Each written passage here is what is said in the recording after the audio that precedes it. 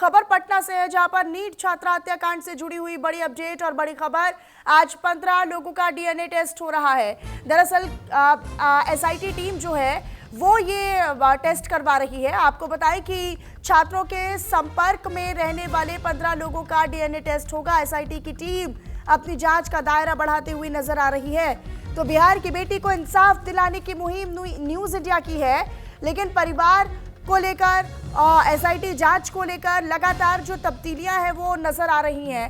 परिवार ने डीजीपी को पत्र लिखकर एसआईटी पर अब सवाल उठाए हैं, एसआईटी की जांच पर अब सवाल खड़े किए हैं। तो इस वक्त की बड़ी खबर आप जान लीजिए। पटना नीट छात्रा हत्याकांड से जुड़ा हुआ ये बड़ा अपडेट है, जहां पर 15 लोगों के अब जो डीएनए सैंपल है वो एसआईटी की टीम लेने वाली है, यानी डीएनए टेस्ट करवाएगी 15 लोगों की एसआईटी टीम।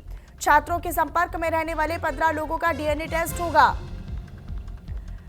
ये बड़ी जानकारी अब तक साझा करें। हालांकि कल 5 परिजनों के जो सैंपल थे वो भी लिए गए थे, डीएनए सैंपल लिए गए थे। आज 15 लोगों का डीएनए टेस्ट करवाएगी एसआईटी की टीम, ऐसी जानकारी है। छात्रों के संपर्क में रहने वाले 15 लोगों का डीएनए टेस्ट होगा, लेकिन एसआईटी की इस जांच को लेकर कई तरह के सवाल अब छात्रा के परिवार वाले, मृतका के परिवार वाले उठा रहे हैं। लेकिन सवाल यही है कि इतनी बड़ी चूक, इतनी बड़ी लापरवाही पुलिस विभाग की तरफ से, हालांकि वहां पर भी एक्शन लिया गया है, उस लापरवाही को भी लगातार लेकर सवाल किए जा रहे हैं।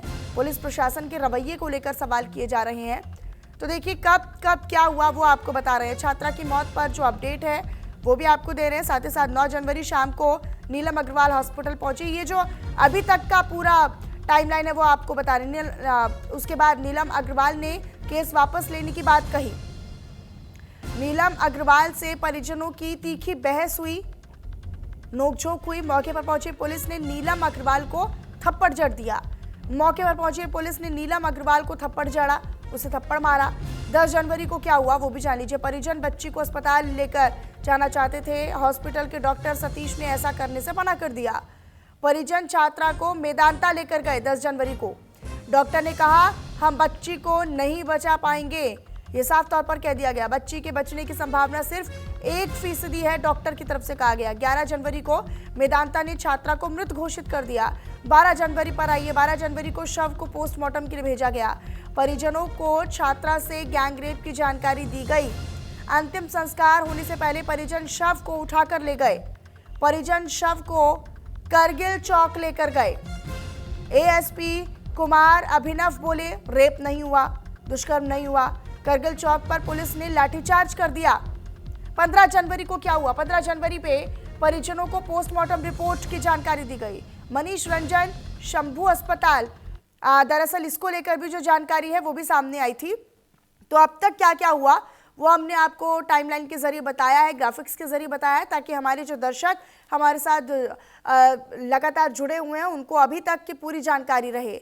लेकिन फिलहाल ये खबर है, ये बड़ी अपडेट है कि छात्रों के संपर्क में रहने वाले 15 लोगों का डीएनए टेस्ट अब एसआईटी की टीम करवाने वाली है। कल परिजनों के जो सैंपल्स हैं वो कलेक्ट किए गए थे, अब ये जानकारी है। हालांकि परिवार वाले जो है वो डीजीपी को पत्र लिखकर एसआईटी जांच पर सवाल उठा रहे हैं।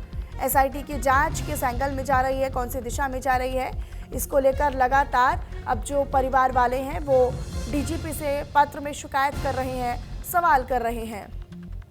तो न्यूज़ इंडिया इसे एक मुहिम की तरह चला रहा है, बेटी को इंसाफ मिलेगा, लेकिन इसके बाद कई सारे सवाल भी हैं। नीट छात्रा से दुष्कर्म और हत्या, लेकिन सिस्टम से सवाल किए जा रहे हैं।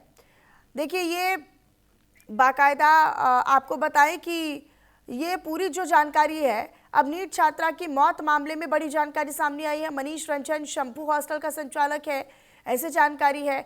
मनीष रंजन पर सेक्स रैकेट चलाने का आरोप है। ये अभी तक क्या हुआ वो हम आपको बता रहे थे। इसी क्रम में अब आगे बढ़ लेते हैं। अब आपको बताएं, जब 5 जनवरी को छात्रा जहानाबाद से हॉस्टल पहुंची, फिर रात 9 बजे परिजनों से बातचीत भी हुई। 6 जनवरी को परिजनों को अनजान शख्स ने फ़ोन किया। शख्स ने कहा आपकी बेटी की तबीयत खराब है। परिवार वालों ने अपने एक रिश्तेदार को हॉस्पिटल भेजा। हॉस्पिटल में छात्रा बेहोशी की हालत में मिली। डॉक्टर ने छात्रा को सेंट्रल हॉस्पिटल पटना रेफर कर दिया। छात्रा के साथ हॉस्टल की एक केयर टेकर नीतू भी मौजूद थी। नीतू छात्रा को सेंट्रल हॉस्पिटल नहीं ले गई। ऐसी जानकारी है। नीतू ने छात्रा को प्रभात मेमोरियल हॉस्पिटल लेकर गई वो, और फिर 6 जनवरी को क्या हुआ वो भी जान लीजिए। 6 जनवरी की रात 8 बजे परिजन भी अस्पताल पहुंचे, हॉस्पिटल पहुंचे, और रात को एक महिला एसआई परिजनों से मिली। महिला एसआई ने परिजनों को अपना नंबर दिया। 7 जनवरी यानी अगले ही दिन भर अस्पताल में छात्रा एडमिट रही, उसका इलाज चलता रहा।